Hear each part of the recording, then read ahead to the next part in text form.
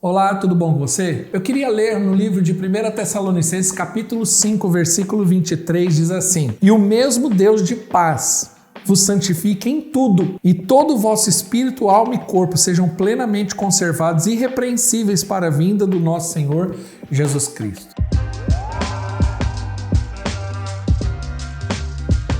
Deus tem nos dado esse entendimento nesses dias, que você é um ser trino, ou seja, você é composto de espírito, alma e corpo. E o próprio Senhor nos ensina por meio da sua palavra que o desejo de Deus é que essa santificação ela alcance esses três áreas da nossa vida, ou seja, que haja um equilíbrio na nossa vida. A nossa vida espiritual é importante, mas nós também temos uma alma que é a sede das nossas emoções, do nosso intelecto, da nossa vontade, que também precisam ser cuidadas e preservadas e tocadas pelo Senhor. E, consequentemente, o nosso corpo físico, a nossa saúde, como um todo também ser tocada e experimentar da bênção e do favor do Senhor. Perceba que a boa parte das pessoas sofrem porque ela vive em desequilíbrio. Algumas pessoas são espiritualmente muito maduras, sadias, tem poder, tem unção, porém às vezes a sua alma é uma alma cansada, abatida, gente cheia de mágoa, de ressentimento, ou tem gente que assim é atlética, tem uma saúde boa, vai na academia, é toda saradona, mas espiritualmente uma grande derrota. Cuidar dessas três partes, ter um zelo, entender que o propósito de Deus é justamente isso, abençoar e tocar no nosso espírito, na nossa alma e no nosso corpo, vai trazer um sentimento, uma alegria de algo completo. Não dá para eu ser uma pessoa hiper espiritual se eu tiver com uma alma totalmente desgastada. Ou seja, são coisas que caminham junto e nós precisamos identificar essas verdades sobre a nossa vida. Quanto é necessário nós amadurecermos espiritualmente no que diz respeito à relação com o Senhor, aos dons, ao conhecimento do Senhor, mas também ter uma maturidade emocional, ter uma inteligência emocional, saber lidar com as suas emoções, com a sua alma, ou seja, equilibrar todas essas coisas. Porém, para que eu entenda e chegue a esse entendimento do que é ter uma espiritualidade emocionalmente sadia, eu queria falar de espiritualidade emocionalmente doentia. Existem alguns sinais, alguns sintomas que mostram como eu estou doente espiritualmente e emocionalmente.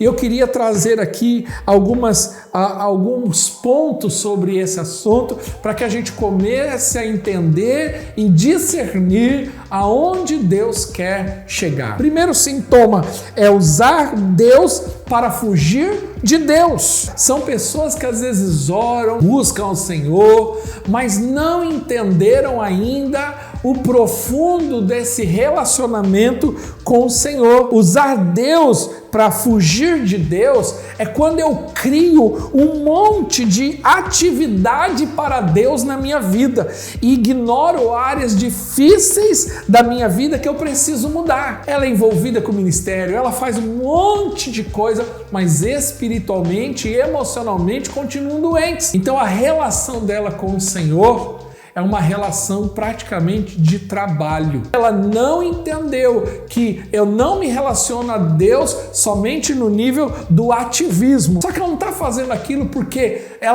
Deus pode ficar alegre. Não, é simplesmente para ela preencher algo no coração dela. É uma sensação de realização pessoal e não é algo para glorificar o nome do Senhor. Seja sincero. Quantas vezes você já fez coisas que não era para fazer, dizendo que Deus falou para fazer? A Bíblia diz que há tempo para a guerra e para tempo para a paz. Há guerras em que eu devo entrar, mas há lutas que eu não devo entrar. Mas às vezes a gente acha que tem que fazer tudo, tem que estar envolvido com tudo, tem que estar o tempo todo, 100% do meu tempo gastando nisso, e às vezes eu acabo entrando em confusão, acabo criando problemas para mim, para aquelas pessoas que estão ao meu redor, justamente porque eu me envolvi em coisas que não era para me envolver. Tem gente que quer fazer demais, tem gente que quer fazer de menos, mas não entende que há um equilíbrio nisso. Quando você vai orar, você está preocupado em Deus satisfazer as suas necessidades e te socorrer, ou você entra no teu quarto, no teu secreto,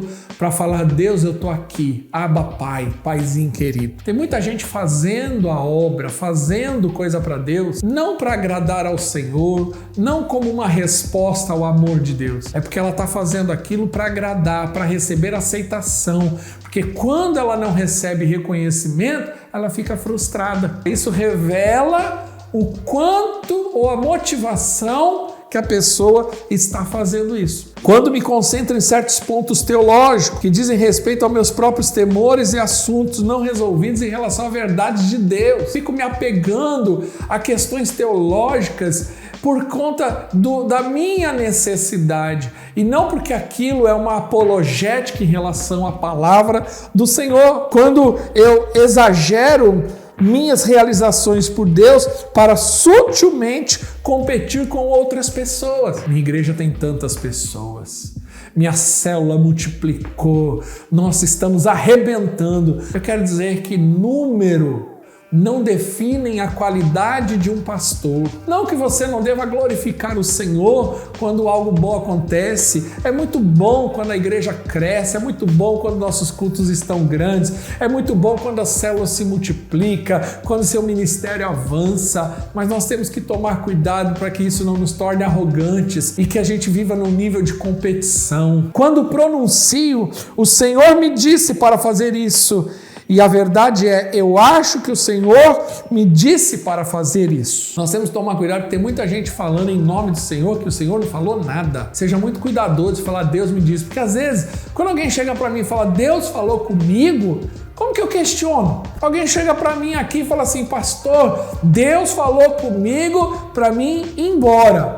Como que eu vou tentar persuadir ela a ficar, a repensar a decisão dela, se ela diz que Deus falou com ela? A questão é, foi Deus mesmo ou você está magoado, está ressentido e você não quer resolver isso, não quer encarar a realidade e você está usando Deus para justificar essa decisão? Quando uso a Escritura para justificar aspectos pecaminosos da minha família, cultura, nação, em vez de avaliá-lo sob o senhorio de Deus. Quando eu começo a usar a palavra de Deus para justificar o meu pecado, sabe o que é, né? Até Jesus falou: a carne é fraca. Não, querido, você está tirando a palavra do contexto para querer justificar uma falha sua.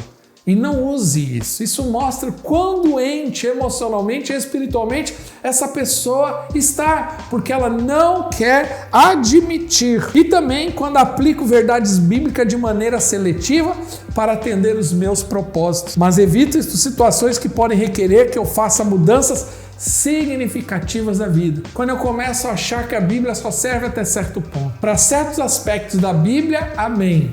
Para outros aspectos, eu ignoro. No que diz respeito à santidade, a compromisso, a aliança. Essas coisas eu ignoro. Por quê? Porque eu sei o que eu estou errado nisso, mas outros aspectos servem. Então isso mostra o quão doente emocionalmente e espiritualmente as pessoas estão. Eu tenho convicção que nessa jornada, Deus quer trazer algo muito profundo. Deus quer ir além dessa camada rasa que muitas vezes oferecemos a Ele, e Deus quer ir atingir lá dentro, como diz a palavra, né? Que a palavra de Deus, ela é como uma faca de dois gumes, uma espada que penetra até a divisão da alma e do espírito. Deus quer ir lá dentro, resolver todas as questões e que você se abra para o Senhor para justamente Ele tocar na tua vida e te abençoar. Até o próximo vídeo. Que Deus te abençoe.